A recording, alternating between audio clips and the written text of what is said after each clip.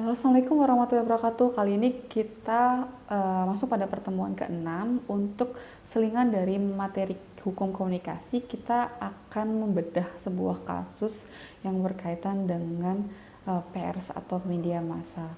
Yaitu di sini kita lihat bahwa beberapa tahun silam terdapat beberapa kasus yang melibatkan pers, yaitu di sini ada kasus Prita, studi kasus tentang Prita Mulyasari. Nah, sebagai gambaran masalahnya, jadi studi kasus yang berkaitan dengan kebebasan berpendapat seorang wanita bernama Prita Mulyasari yang tidak puas dengan sebuah pelayanan sebuah rumah sakit, yang dimana kemudian dia menuliskan semua curahan hatinya melalui sebuah surat pembaca di sebuah media online yang menimbulkan sebuah pengajuan sebuah tuntutan dari rumah sakit tersebut untuk memanfaatkan Undang-Undang ITE di pasal 23 ayat 3 tentang pencemaran nama baik. Nah, tentu dalam kasus hal tersebut memiliki sebuah muatan hak-hak kebebasan berpendapat di media massa online yang dimana berpendapat tidak bisa dilakukan di tempat yang nyaman karena akan menimbulkan sebuah reaksi yang berlebihan dari pihak yang merasa dirugikan. Dan dimana bagaimana hal ini bisa terjadi? Tentunya karena ada rasa tidak terima atau dari salah satu pihak yang bersangkutan atau sebuah institusi atau sebuah lembaga tersebut.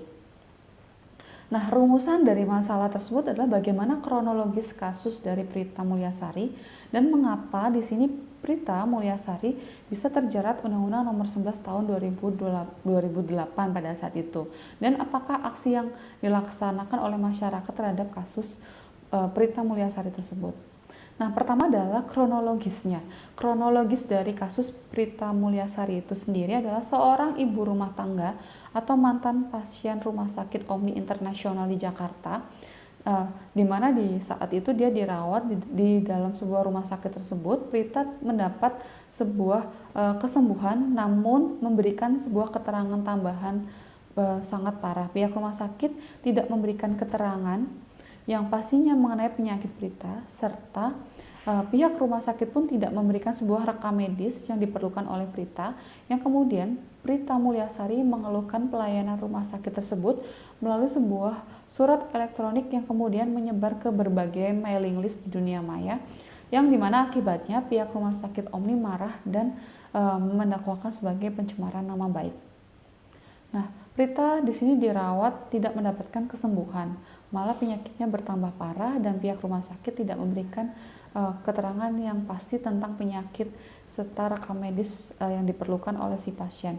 Kemudian Prita Mulyasari, warga Melati Mas residen Serpong ini, mengeluhkan pelayanan tersebut melalui surat media online yang kemudian menyebar ke mailing list di dunia maya. Akibatnya rumah sakit Omni merasa dicemarkan nama baiknya. Ini alasan kasus Prita terhadap pencemaran nama baik. Adanya rasa bagaimanakah aksi yang dilakukan oleh masyarakat terhadap kasus Prita Mulyasari ini sendiri adalah adanya rasa peduli dari masyarakat terhadap kasus Prita yang membuat banyak masyarakat merasa prihatin, sehingga banyak dari berbagai kalangan masyarakat turut membantu dalam melakukan aksi, yaitu koin untuk Prita pada saat itu melalui media massa.